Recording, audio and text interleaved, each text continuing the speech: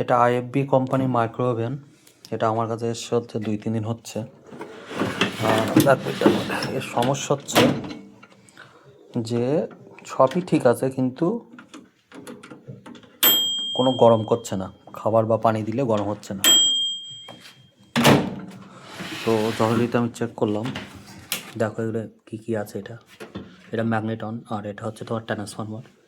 তো চেক করার পরে দেখতে পেলাম যে এর ম্যাগনেটন খারাপ আছে। এই ম্যাগনেটন খারাপ, যার ফলে খাবার গরম হচ্ছে না। আর এর একটা কারণ হচ্ছে এই ম্যাগনেটন খারাপের ফলে এই যে ফিউজ আছে, এই ফিউজ বারবার কেটে যাচ্ছে। দেখতে পাবে এই ফিউজ যদি কাটে তাহলে বুঝতে হবে যে ফিউজ কাটার কারণ কোনো না কোনো আছে, হয় ম্যাগনেটন খারাপ, নতুবা তোমার হচ্ছে ট্রান্সফরমার খারাপ, নতুবা ক্যাপাসিটার খারাপ হাই ভোল্টেজ, নতুবা ডায়েট। এই দুটো তিনটে দিন নর্মালি খারাপ হতে পারে। তো এটাকে চেঞ্জ করব, চেঞ্জ করার পরে মনে করি রেজাল্ট ঠিকই আসবে।